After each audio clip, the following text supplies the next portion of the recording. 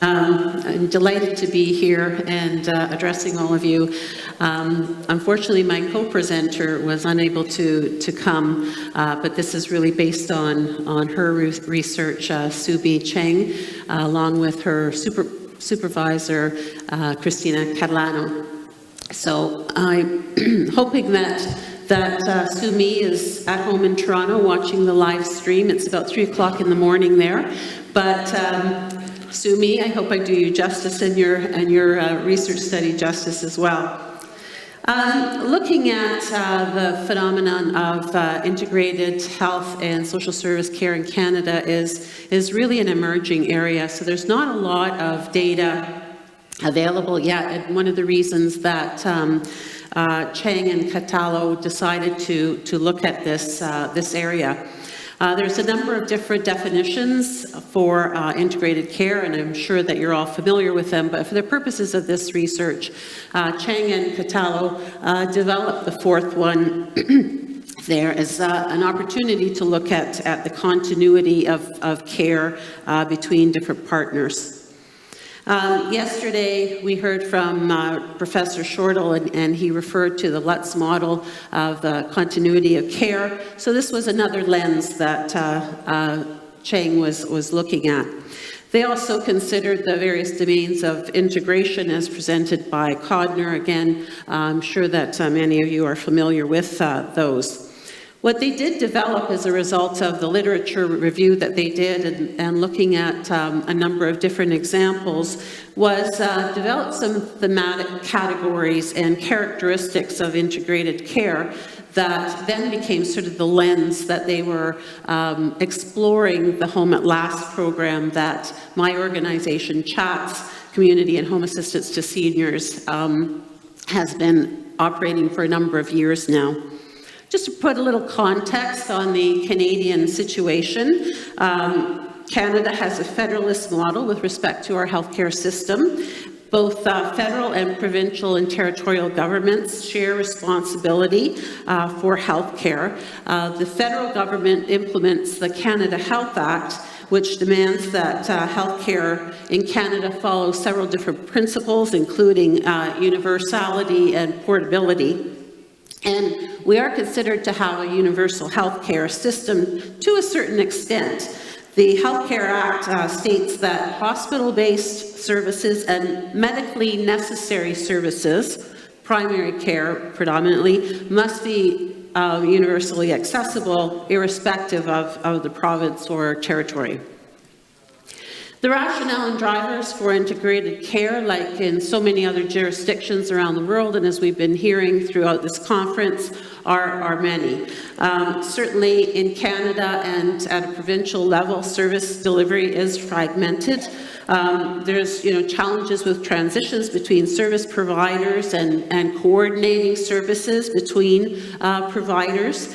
There's some fundamental differences between the health and social services sector, not the least of which how those two sectors are funded. Some healthcare services are funded through the Ministry of Health, whereas social services are funded through other ministries, but there is sometimes some overlap. In Ontario, we have a new government that came into power last year, and they're very focused now on ending hallway medicine, the phenomenon of not enough beds in hospital and people ending up in hallways of emergency departments or having to retool cafeterias into bed areas and so forth. So the government in Ontario is very, very focused on that now.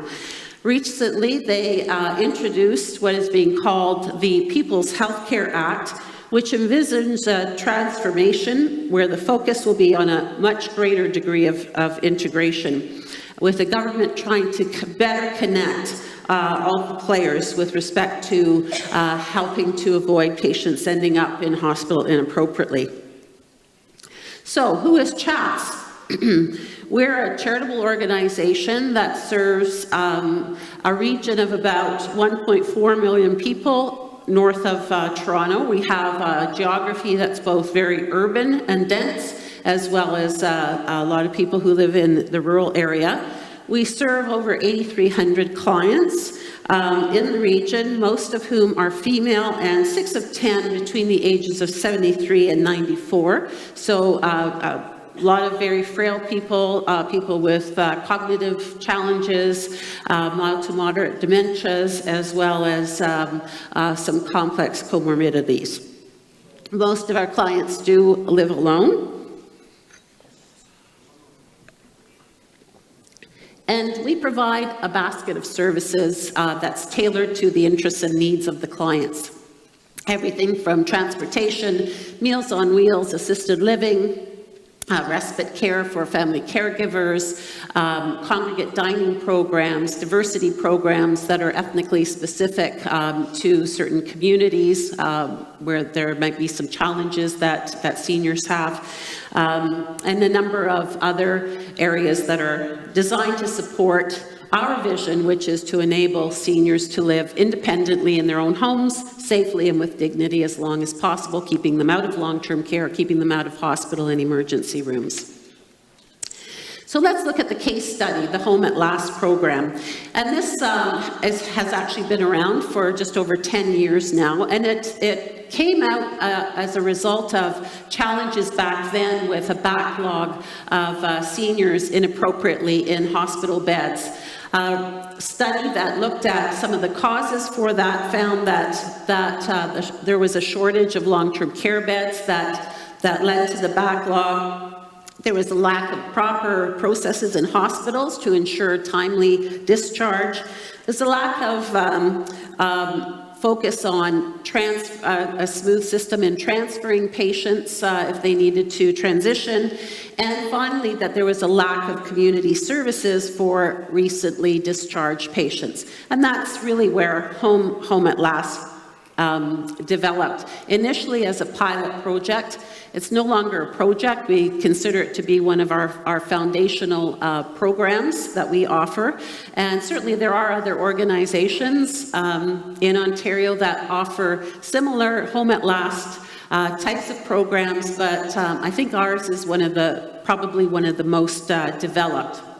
Some of the outcomes that we set for ourselves are to ensure that obviously seniors are not staying in hospital any longer than needed, helping support the hospital with timely and safe discharges, and preventing unnecessary readmissions among them.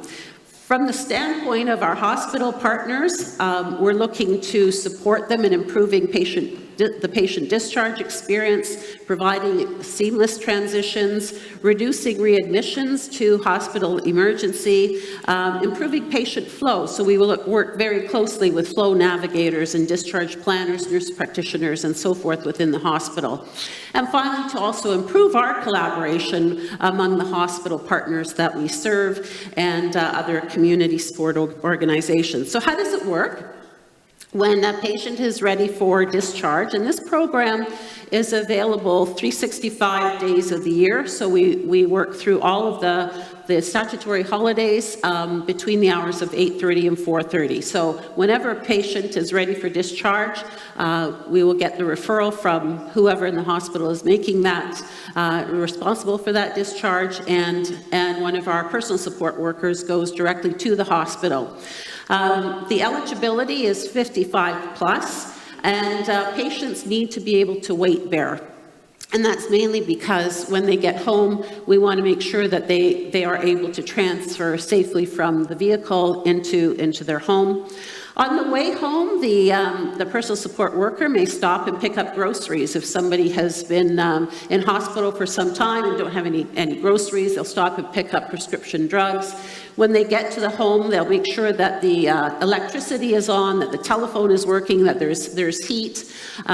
They also do a safety check in the house. So they're checking to make sure that there's no potential trip and fall hazards in the home, that because the client is a little unstable.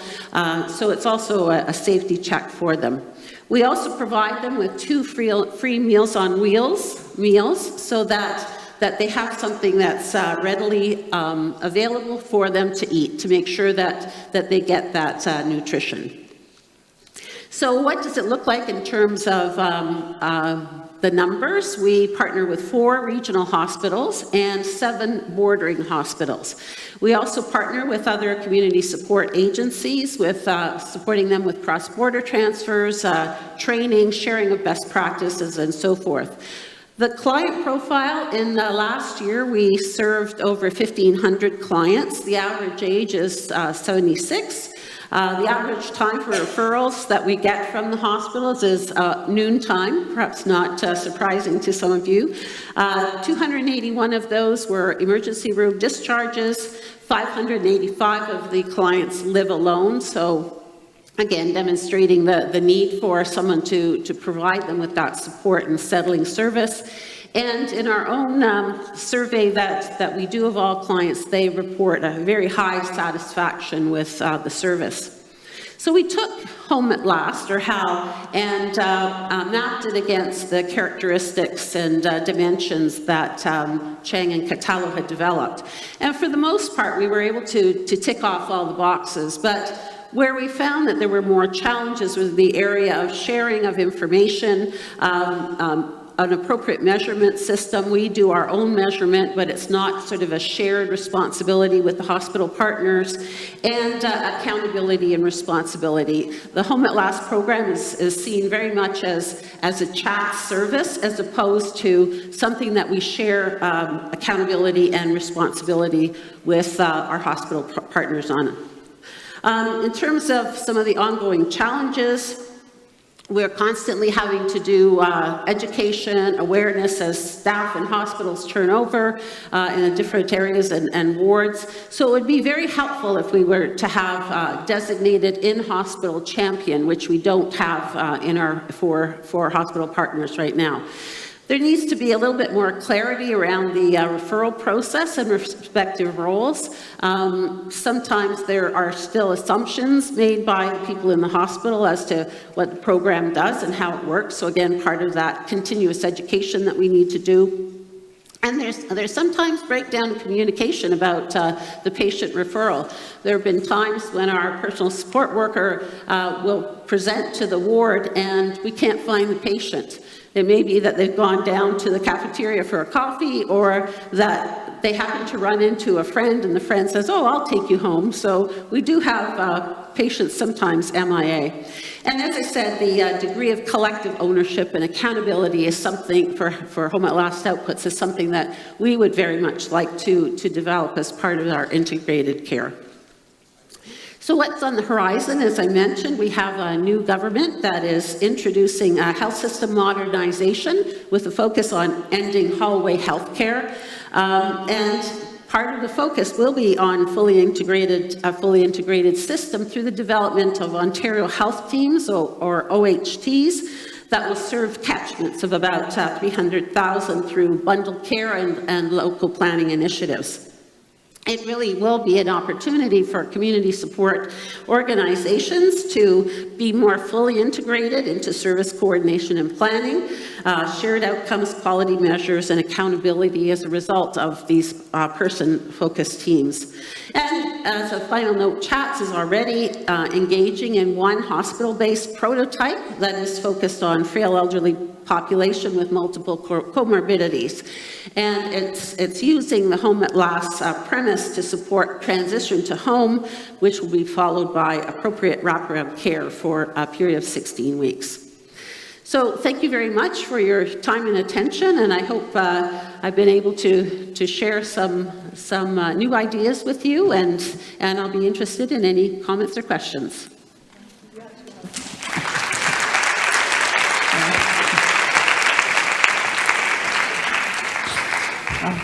Thank you, Christina. That was excellent, an excellent project in HAL. In Scotland, we would say that HAL sounds as if it's a great community PAL for helping people transition from hospitals.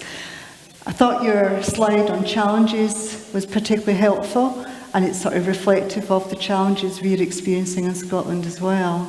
But to go down to the extent of having someone in a person's home to even check that the electricity is on, make sure there's a couple of meals there in the fridge or the freezer, is fabulous. Mm-hmm. That amount of detail is excellent. Any questions from the audience? Yeah. Any questions? I mean, what about the challenges that were on Christina's slide there? Should We go back to the slide again. Is there anything that perhaps prompts a question or an observation from any country here that has, yeah, good. I've got Louise Kelly from Scotland. I know Louise. Towards the end. Thank you. Thank you, Louise. Hi, Louise Kelly from Scotland with an Irish accent. Yeah, I guess it's not really a question but a comment on reflecting what you were saying there in terms of that, you know, you're talking about healthcare, you're talking about social care, but you're actually talking about real people's lives. And I was really impressed by that detail, because the reality of going home and having something to eat and the heating is on, and to stop on the way back to get, as we all would, to pick up bread and milk from the shop or whatever. It just seems like it's a very personal and very human model that you've developed. And I was just wondering, you know, that doesn't come out of the sky, how you involved people themselves in just coming up with your model and deciding what would work. Because I'm sure that wasn't developed by people sitting in a room somewhere. Yeah. So we try and engage our clients in co-design to the extent possible, but it was also something that did evolve over time. There are similar models where, for example, the agency will send a driver to the hospital to pick up the person and bring them home, and then the PSW or personal support worker will go into the home. That was an example that we found that we were just adding another transition point for the clients. So from the feedback that we got, clients said that they would much prefer to have the person who meets them in the hospital, the person who is with them throughout the process. There's also, I didn't mention, but we have a 5-day check-in where there's an opportunity to provide additional hours of service in any way that the client or even the caregiver may need, if they need some respite hours, that we developed, because clients were saying that, you know, they like the idea of knowing that in a few days' time somebody is going to come in and check on me again, as opposed to, you know, we're settling you at home and then we're done. You won't see us again necessarily. So those things, through, you know, the 10 years that we've been running the program, we've identified with our clients ways to improve the service to them, and addressing the social determinants of health through that as well. Thank you, Christina. That was a lovely question. Thank you. Or observation as well. Anybody else, very quickly? Or we will, yeah? From Ireland. Des Mulligan again from Ireland. I think you had a statistic there of something like 491 emergency department referrals. That's an incredibly responsive service to be able to respond to, you know, I have somebody here in the emergency department and they need to go home. Yes. Can you come and pick them up? That's very challenging. So, I mean, are you able to respond to all emergency department referrals? How do you plan your workforce around that level of responsiveness? Well, we have dedicated staff for the Home at Last program. So they're serving all of the hospitals. And in the case of emergency room, we do have certain eligibility criteria. So there may be situations where somebody is ready to be discharged that just doesn't fit or can't be supported. But for the most part, we are able to respond to all of those challenges.